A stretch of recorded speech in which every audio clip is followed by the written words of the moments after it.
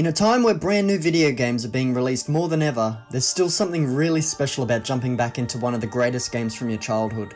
A game highly praised by the gaming community because it provides that perfect hit of nostalgia and you remember how much you enjoyed playing the original all those years ago. Playing through the latest release of Shadow of the Colossus on PS4 has done exactly that. BluePoint Games have treated this game with an incredible amount of respect and have done a fantastic job remaking a much loved classic for a 2018 audience.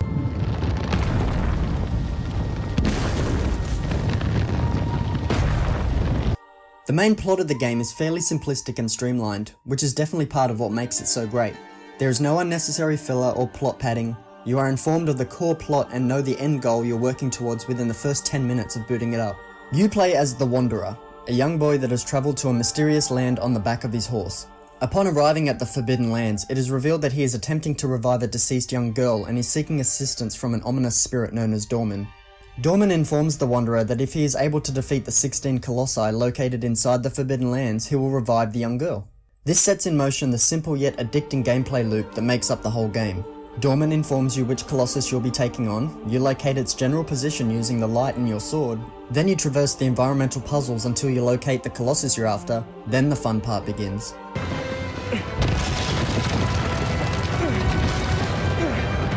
Upon finding the Colossus, you'll first need to find out how to scale it to reach its head or other weak spots to start dealing damage to it.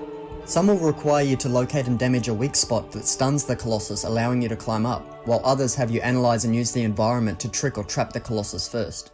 Figuring out how to scale the beast is just the first stepping stone to taking it down. The Colossi's designs are often puzzles as well, forcing you to work out the best way to get around to the weak spot, while remembering to keep an eye on your climbing gauge, which will cause you to lose grip when it maxes out. Once you've dealt enough damage to the Colossus, it will drop and erupt into streams of black smoke, then impale the Wanderer. Upon waking, you will find yourself back at the main temple where Dorman will issue the next Colossi challenge to you. Rinse and repeat.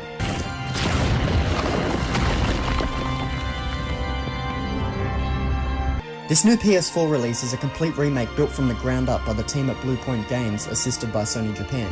BluePoint have a lot of respect for this game and were also behind the initial remastered release of Ico and Shadow of the Colossus on the PS3 in 2011. This time though, with a brand new art department, they have rebuilt all of the game's assets and are powering the game with a brand new engine that has allowed them to render the game with incredible detail and uses a new lighting technique to make it look and feel better than it ever has, while still remaining true to what made that original Team Ico game so great in the first place. One of the main criticisms the game has received in more recent years from people that have gone back and tried to enjoy the original is that the controls really don't hold up in today's standards. Luckily, BluePoint have heard these complaints and have implemented a new modern control scheme, with many of the actions mapped to new buttons. For those purists out there, don't worry, you still have the option to revert back to the original PS2 control scheme if you prefer that.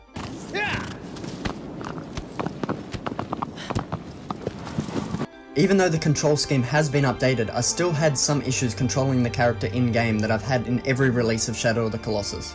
Occasionally, the camera will still have a mind of its own, causing the slight position change to make you miss a crucial jump, or lead your horse aggro straight into the side of a cliff or get stuck in the collision box of a tree. The movement and traversal has a great sense of weight to it, which it should in this kind of game. It's just that when combined with the dodgy camera movement, it can still make scaling the Colossi seem random at times, with the Wanderer not always moving exactly where you wanted him to go while climbing. I had the same issue while scaling Trico in Team Ico's 2016 game The Last Guardian. Overall, it has been improved since the original release, but is the main thing I can see people still having an issue with and holding it back from feeling like a perfect game built for 2018.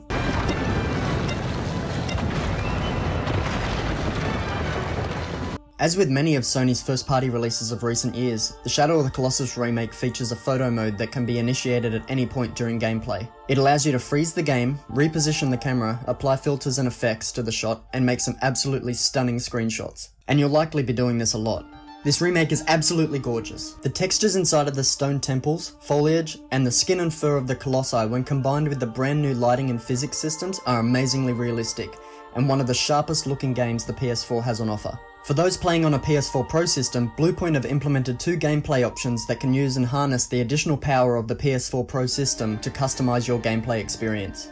There is the cinematic mode, which emphasizes image quality and for owners of compatible 4K HDR displays, boasts a beautiful dynamic 4K image locking the game at 30 frames per second.